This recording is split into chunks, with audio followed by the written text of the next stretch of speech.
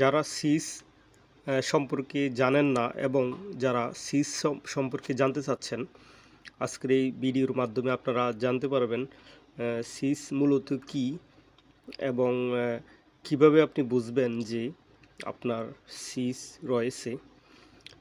সহজ কথাই হচ্ছে, যারা ইউরোপে এসেছেন অলরেডি, যেভাবেই হোক, কেউ সমুদ্র পাড়ি দিয়ে এসেছেন অথবা কেউ বর্ডার ক্রস করে এসেছেন, তো ইউরোপের কোনো দেশে আসার পরে যদি আপনি সেনজেনভুক্ত কোনো দেশের পুলিশ দ্বারা গ্রেপ্তার হন এবং আপনার নামে যদি সেনজেন যেই ইনফরমেশন সিস্টেম আছে, অর্থাৎ সেনজেনের যে দেশগুলি আছে সবগুলি দেশের একটা সার্ভার আছে, এই সার্ভারের ইনফরমেশন সিস্টেমে যদি আপনার কোনো ইনফরমেশন থাকে অথবা আপনার নামে কোনো যদি ব্যাড রেকর্ড থাকে, কোনো ক্রাইম থাকে অথবা ইললিগেল এমন কোনো কিছু আপনার নামে আছে যেটা ওই দেশের আইন অনুযায়ী অনুমোদিত নয়, ওই রকম কোনো ইনফরমেশন যদি আপনার ওই সেনজেনের ওয়েবসাইটে থাকে, তখন এটাকে সিস বলা হয়। SIS, Schengen information system.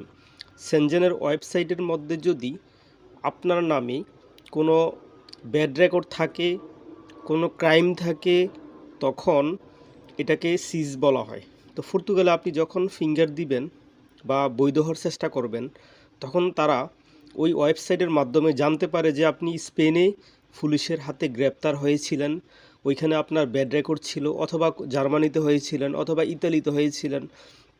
অর্থাৎ সেনজেনের যতগুলি দেশ আছে সবগুলি দেশ মিলে একটা সার্ভার আছে ইন্টারনেটে, একটা ওয়েবসাইট আছে ইন্টারনেটে। সবগুলি এই সব দেশগুলির যেই ওয়েবসাইট আছে, এখানে কোনো একটা দেশে আপনার নামে কোনো ক্রাইম থাকলে এইটাই হচ্ছে মূলত সিস। তো আপনি কিভাবে বুঝবেন আপনার নামে সিস আছে নাকি নাই? এটা সব থেকে আপনি ভালো জানেন যে কোনো দেশে বা বর্ডার ক্রস করতে গিয়ে অথবা কোনোভাবে আপনাকে পুলিশে গ্রেপ্তার করেছিল কি না, আপনার নামে কোনো এন্ট্রি ছিল কি না, কোনো ফিঙ্গার আপনার রেখেছিল কি না, এটা সব থেকে আপনি বেশি ভালো জানবেন। আশা করি আমার এই তথ্যের মাধ্যমে জানতে পারলেন যে মূলত সিসটা কি।